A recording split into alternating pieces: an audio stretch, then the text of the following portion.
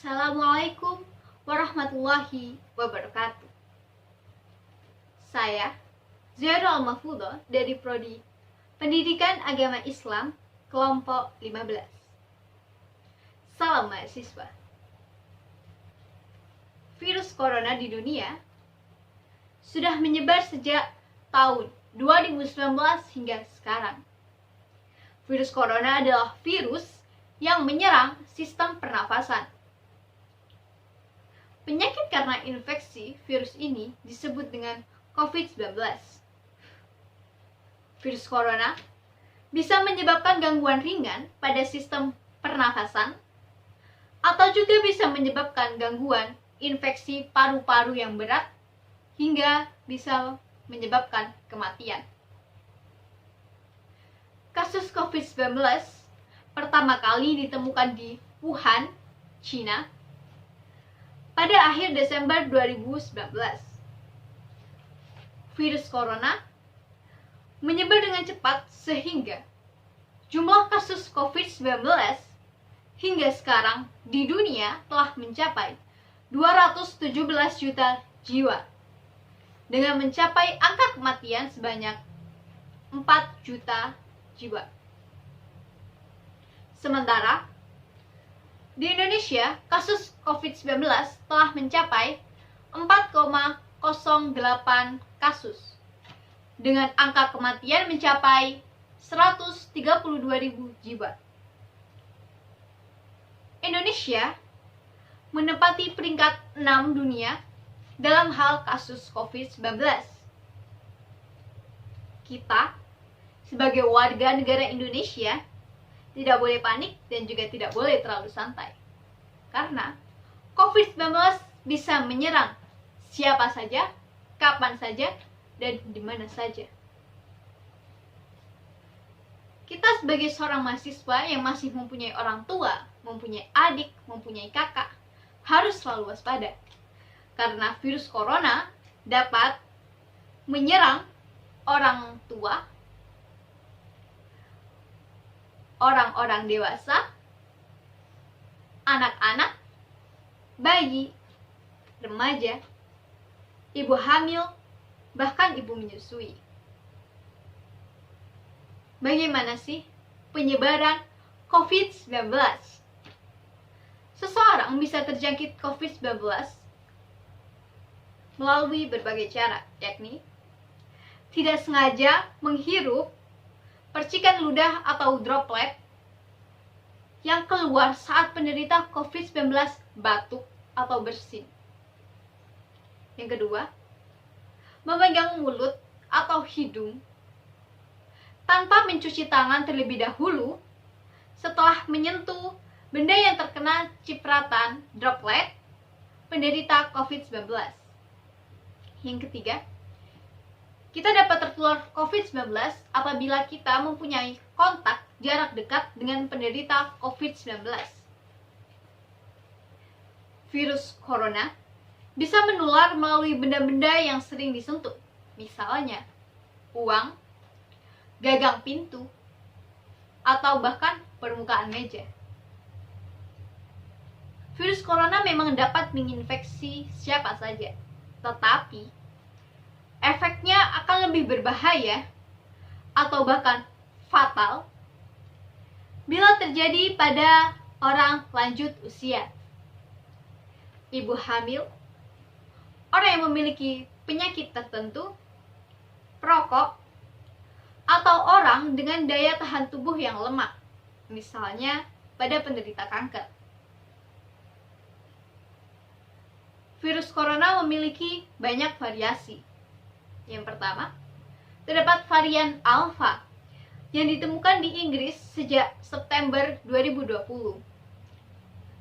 Tidak hanya varian Alpha, terdapat juga varian Beta, Gamma, Delta, Eta, Lota, Kappa, Lambda. Varian Beta pada awalnya ditemukan di Afrika Selatan sejak Mei 2020. Sementara varian Gamma pada awalnya ditemukan di Brazil sejak November 2020. Kemudian varian Delta pada awalnya ditemukan di India sejak Oktober 2020. Ada juga varian Eta yang penyebarannya ditemukan di banyak negara sejak Desember 2020. Varian Iota yang pada awalnya ditemukan di Amerika sejak November 2020. Kemudian terdapat varian Kappa yang pada awalnya ditemukan di India sejak Oktober 2020. Kemudian juga ada varian Lambda yang pada awalnya ditemukan di Peru sejak Desember 2020. Sangat banyak varian virus corona yang ada di dunia. Untuk terhindar dari COVID-19, ada beberapa hal yang perlu kita lakukan. Yang pertama, pastinya kita harus menjaga kesehatan. Seseorang akan mudah terjangkit COVID-19 apabila daya tahan tubuhnya lemah. Sehingga menjaga kesehatan dengan memakan makanan bergizi, istirahat yang cukup, sangat amatlah penting untuk diri kita dan keluarga kita agar terhindar dari COVID-19. Yang kedua, mari kita laksanakan protokol kesehatan 5M. M pertama adalah memakai masker. Di banyaknya varian COVID-19 sekarang ini, kita memerlukan masker sebanyak 4 lapis. Atau bisa juga kita menggunakan double masker. Yang pertama menggunakan masker medis. Kemudian kita tambahkan dengan masker kain. Seperti ini. Dan juga penggunaan masker adalah menutupi hidung, mulut, dan juga tidak ada rongga sama sekali.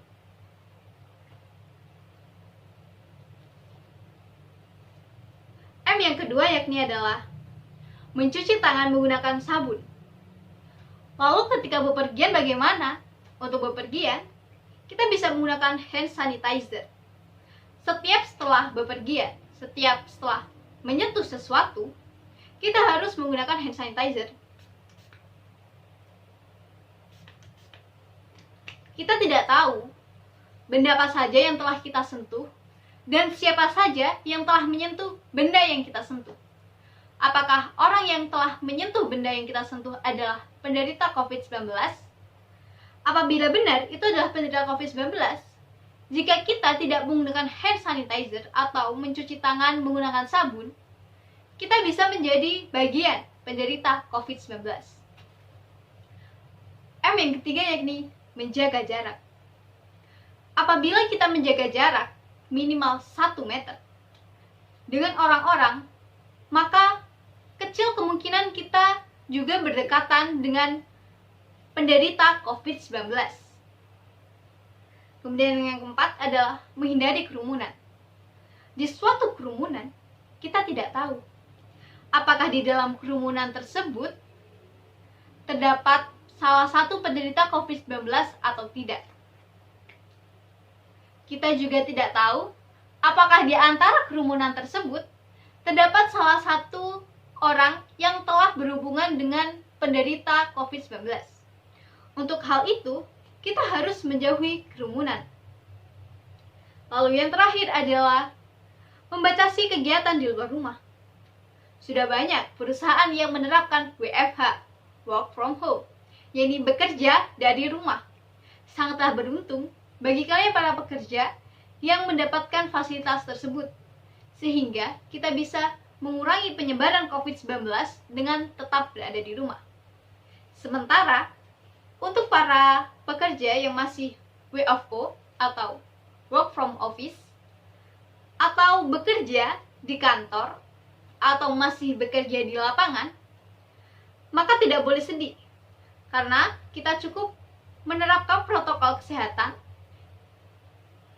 Insya Allah, maka bisa untuk menghindarkan kita dari COVID-19. Selain menjaga kesehatan, melakukan protokol kesehatan 5M, untuk terhindar dari COVID-19, kita harus melakukan vaksinasi. Sebagaimana manfaat dari vaksin lainnya, vaksin COVID-19 bermanfaat untuk memberi perlindungan agar tidak tertular atau sakit berat akibat COVID-19 dengan cara menimbulkan atau menstimulasi kekebalan spesifik dalam tubuh dengan pemberian vaksin. Dengan berpartisipasi dalam vaksinasi, kita juga menjadi bagian dari herd immunity. Herd immunity adalah suatu komunitas yang sudah tervaksin.